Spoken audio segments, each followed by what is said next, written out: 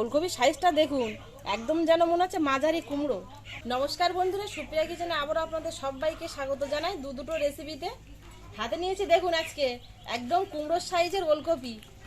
2 কেজির তো বেশি ছাড়া কম হবে না। এই ওলকপি দিয়ে মাছ দিয়ে ঝোল রান্না করব, আর এই শীতের সবজি পুঁই শাকের ডিম আর আলু দিয়ে শুকো চিংড়ি মাছ দিয়ে চচ্চড়ি বানাবো। আপনারা পুরো ভিডিওটা প্রথমের থেকে শেষ পর্যন্ত দেখবেন আর আমার সঙ্গে থাকবেন। এখন আমি রান্নাঘরে যাব ওলকপিটা কেটে রান্না করার জন্য।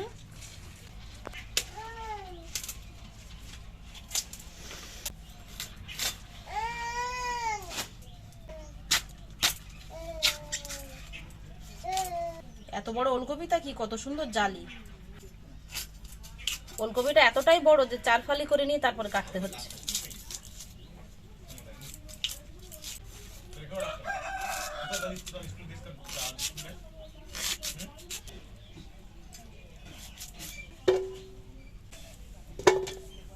পুরো ওলকপি নেইনি, অনেকটা হয়ে যাবে। হাফ ওলকপি নিয়েছি। এবার আলু কেটে নেব।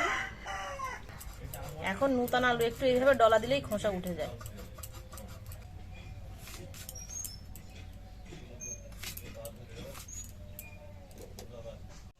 ওলকপি কেটে নিয়েছি, মাছটাও আগের থেকে কেটে নিয়েছি, আপনাদের সাথে আর শেয়ার করলাম না। এখানে আমি তেলাপিয়া মাছ নিয়েছি, দেখুন অনেকটা, 3টে তেলাপিয়া মাছ বড় বড় কেটে নিয়েছি। এই মাছটা দিয়ে আজকে রান্নাটা করব। প্রথমেই আগে চিংড়ি মাছটা গরম জলে বুড়িয়ে দেব।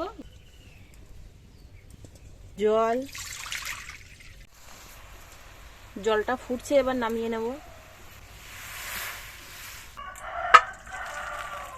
চিংড়ি মাছ দিয়ে দেবো, এইভাবে ভেজানো থাক আধ ঘন্টার মতো। মাছে লবণ হলুদ মাখিয়ে নেব। দিয়ে দেবো লবণ, হলুদ গুঁড়ো। কড়া গরম হয়ে গেছে, দিয়ে দেবো সর্ষের তেল।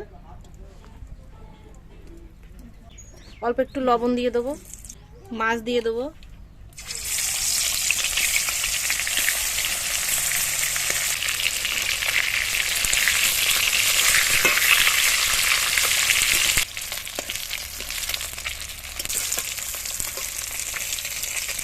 মাছগুলো এরকম লাল করে ভেজে নিয়েছি, এবার তুলে নেব।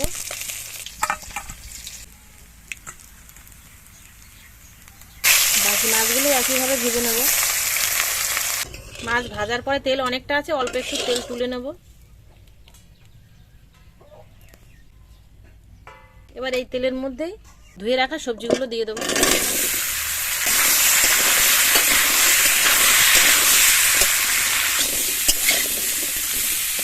সবজিটা খানিকক্ষণ ভেজে নিয়েছি, এর মধ্যে দিয়ে দেবো লবণ।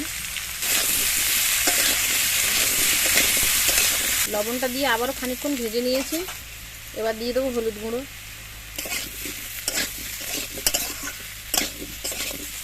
ওলকপিটা খুব ভালো করে ভেজে নিয়েছি, গায়ে এই লাল লাল দাগ পড়েছে। এবার এর মধ্যে বেটে রাখা লঙ্কাটা দিয়ে দেবো।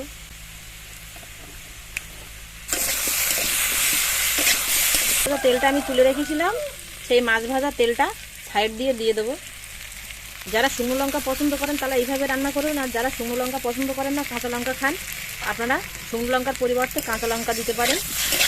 তবে সেক্ষেত্রে আপনাদের আর তেল দেওয়া লাগবে না। পরে তেলটা দিলে কি হয়, লঙ্কাটা দেওয়ার পরে আরও খানিকক্ষণ সবজিটা ভাজা যায়, পুড়ে যায় না। লঙ্কা বাটা দেওয়ার পরে সবজিটা আরও 1 থেকে 1.5 মিনিট ভালো করে কষিয়ে নিয়েছি।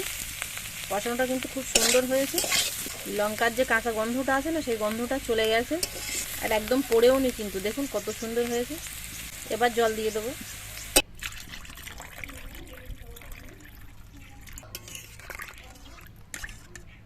চাপা দিয়ে ফুটতে দেবো। ফোড়ন দেওয়ার জন্য কিছু মশলা আলাদা করে বেটে নেব। এখানে নিয়েছি কালো সর্ষে, দিয়ে দেবো আদা কুচি, গোটা জিরে, আর নিয়েছি গোলমরিচ। এবার একসাথে বেটে নেব।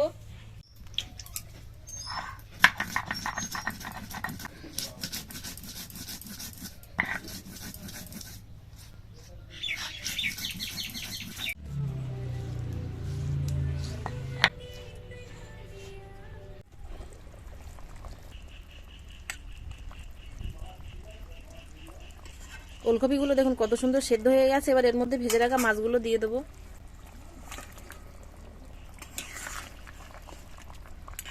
এবার ঢেলে তেলের উপর দেব।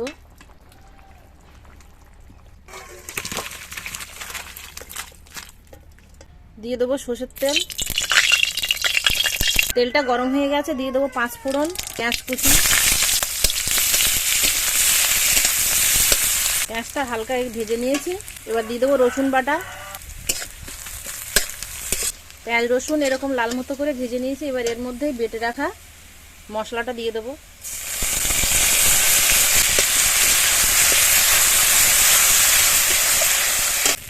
সবজিটা ঢেলে দেবো।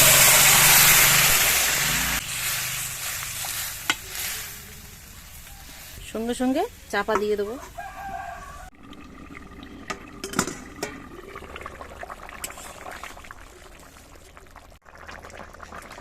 বড় ফুটের সঙ্গে এই যে ছোট ছোট জোড়া ফুট চলে এসছে। রান্নাটা হয়ে গেছে, এবার নামিয়ে নেবো। ঝোলটাও ঠিক গায়ে গায়ে চলে এসছে।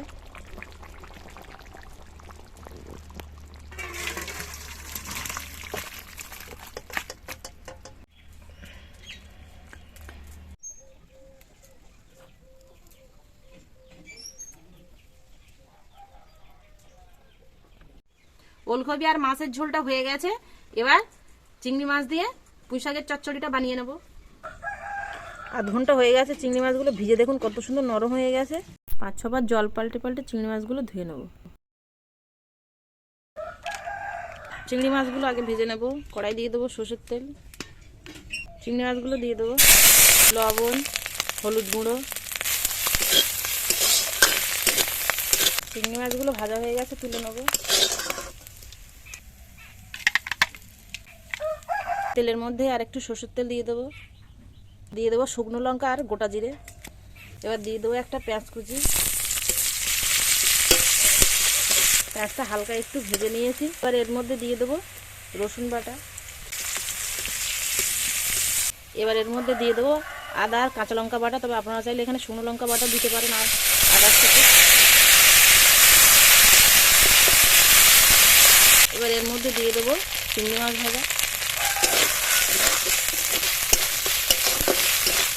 এবার দিয়ে দেবো ধুয়ে রাখা আলু আর পুঁই শাকের ডিম।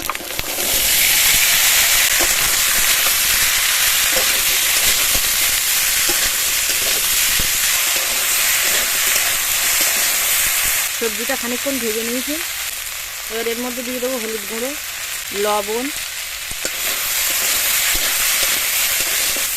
আর হলুদ দিয়ে খানিকক্ষণ ভেজে নিয়েছি।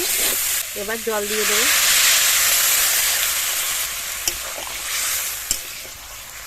চাপা দিয়ে দেবো।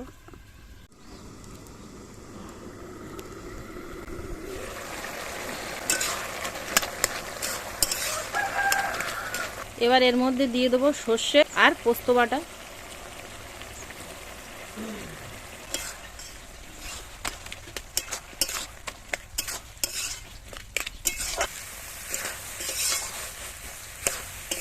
এরকম গায়ে গায়ে হয়ে গেছে, রান্নাটা হয়ে গেছে। এবার নামিয়ে নেব।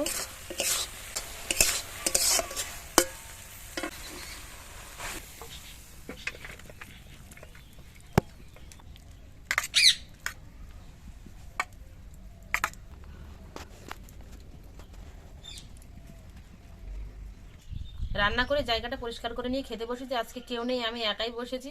সবুজ আর সবুজের বাবা দুজন গেছে স্কুলে। সবুজকে নিয়ে গেছে সবুজের বাবা, আর শাশুড়ি মা গেছে ডাক্তারের কাছে। সেই জন্য আমি একাই বসলাম খেতে। পুঁই শাকের ডিম দিয়ে চিংড়ি মাছের চচ্চড়িটা খেয়ে দেখবো কেমন হয়েছে।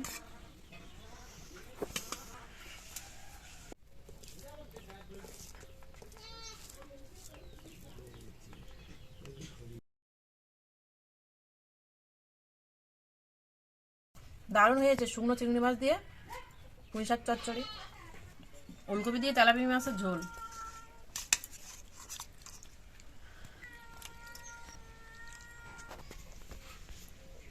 ওলকপিটা কত সুন্দর সেদ্ধ হয়ে গেছে দেখুন, একদম গলে গেছে।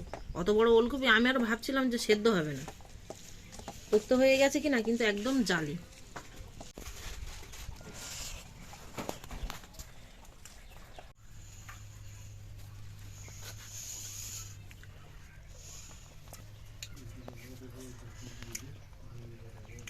ওলকপি দিয়ে তেলাপিয়া মাছের ঝোলটা দারুণ হয়েছে খেতে। কিন্তু একবার এইভাবে রান্না করে খেলে আপনাদের বারবার এইভাবে রান্না করে খেতে ইচ্ছে হবে। এতক্ষণ আমার সঙ্গে থাকার জন্য আপনাদের অনেক অনেক ধন্যবাদ। আবারও দেখা হচ্ছে আপনাদের সাথে পরের নতুন কোনো রেসিপিতে। ততক্ষণ আপনারা সবাই ভালো থাকবেন, সুস্থ থাকবেন।